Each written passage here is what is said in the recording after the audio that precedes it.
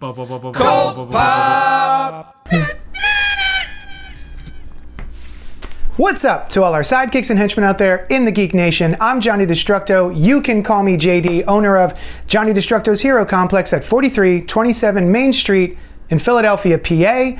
And I'm here to bring you not one, but two Thunder Rounds. What is a Thunder Round? It's a 60-second review. Today we're going to be talking about Rorschach #2 from Tom King. And it's a DC book. It's a Black Label imprint book. And it is the second issue of the Watchmen Rorschach miniseries. And I'm going to kick it over to Noel. He's going to tell us what he thinks in 60 seconds or less. Chances are he's going to go a little bit over. And he'll kick it back to me, and I'll do my 60-second Thunder Round. And then that'll be the end of it. We'll be done. You can go on with your lives. All right, guys. Noel, you're up. Boom. Bam! Thank you very much.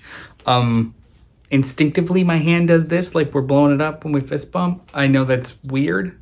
But then again, we should probably do elbows next time. It's not sanitary.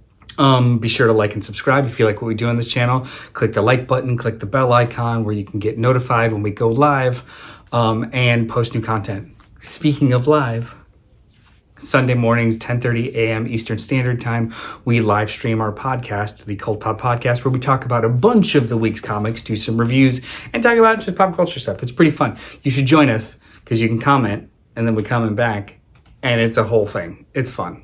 Just show up, please. Or because if you don't, then it's just us talking to a camera alone in a room.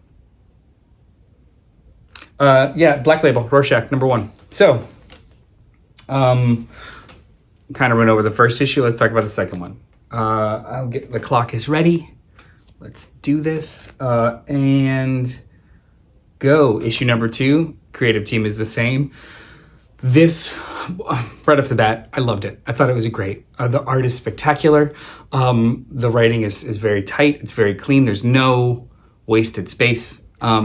This issue is akin to a locked door mystery in a way. The entire issue takes place in one apartment complex. One of the leads from the last issue led them to a illustrator, a cartoonist who was responsible for a character called Punch's Pirate, who was popular in his heyday, became a bitter old man and kept drawing, just none of it was really published. So it leads to him, and the detective goes from like apartment to apartment, not in a canvassing kind of way, but just one clue presents itself here, he sees something and goes to another apartment. It's a very closed-knit story, but it keeps expanding the all narrative in really fun ways. This is just a very engaging mystery. Oh, okay, that was the alarm, and it goes right in my ears. If anybody knows that, it's great. I love this. I thought this was great. It's a detective book. It requires a certain type of patience. However, it's not such a slow burn that it's a boring read. This is a really, really well-paced, methodical, well-done book. It reminds me, pacing-wise, if anybody's ever, like, we're going to just, again, I'll harp on Tom King. If you ever read Sheriff of Babylon, it's very much paced kind of like that, where it's not so much about setup, payoff, setup, payoff, setup, payoff, so much as setup, this setup, a little bit of here, small payoff. Like it's a lot more methodical, and it's just very rewarding of a read to me. I want to talk about the cover really quick. So this is the art cover. It's Peach Momoko. The original, or the A covers are these really, really well designed by Jorge Fornes. They've got a very detective noir feel to them. They're great. I love them. I would buy all of them, but every once in a while, there's an art cover that I think is great.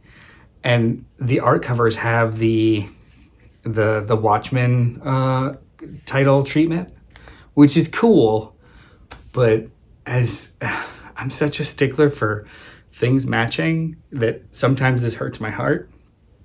And that does include the these spines of these books behind me. Sometimes in the bottom of the spine, depending on if it's DC or Marvel or whatever, or Vertigo, they'll have the label there. But if if they redesign the label in between editions coming out, like they won't match on the spine. You know what? That's another conversation for another day that no one cares about other than me alone in this room. But anyway, I like this book a lot. If you're at all on the fence or want to know anything about, or just interested in this, I am not overly precious with my media or with the things that I love. Like conversations about the rights of the Watchmen characters and who did who dirty aside, when it comes to licensed properties being remade, sequelized, revisited, reinvented, whatever, go for it. I'm all for it. Just make it good. If you have a story to tell it well, right? So something like this, rad. If they turned it into something lesser, or, incorporated the Watchmen characters into the New 52 and their own superhero book, it would be weird, and it would lose something for me. But other than that, go for it. Sometimes they've been good, sometimes they've been bad. Either way, I don't necessarily think anything is overly precious if you're going to do something well. And so far, this is doing it well. I enjoyed it. So hopefully you guys feel the same way. Comment down below. Let me know. I'm very interested to find out what JD thinks. So we're going to find that out together. Other than that, thanks for spending these last couple minutes with me. I'll let it off to JD. I guess I'll fist bump you. Anyway, I'll talk to you later. Bye.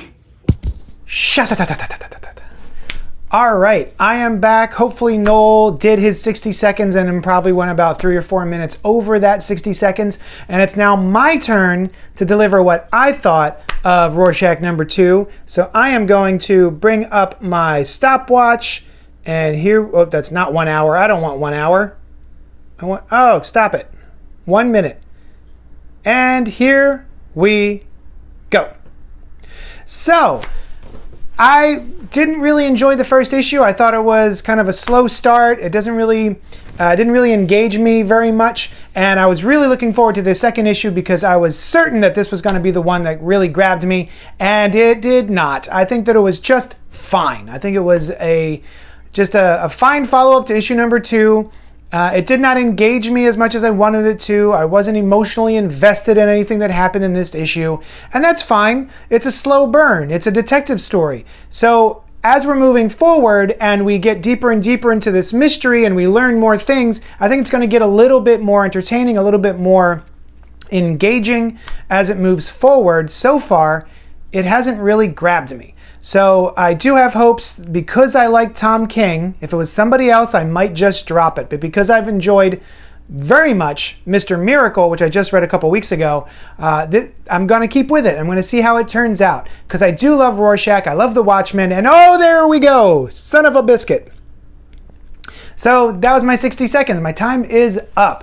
But I think I was pretty concise. I think I got my point across. It's just fine. If you like Rorschach and you like a good mystery, maybe this is for you. If you're looking for something a little bit more bombastic, this might not be up your alley.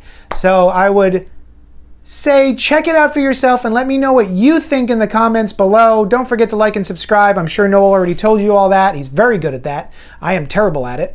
And join us Sunday morning at 10:30 a.m. If there's anything that you want us to do a thunder round on, let me know. If it's a cereal, a bagel flavor, anything you want, I don't care. I enjoy doing these. These are a lot of fun. I actually just did one for the Lego Star Wars Holiday Special. So if you're interested in that, you can check it out on the YouTube channel. youtube.com/CultPopGo is our channel.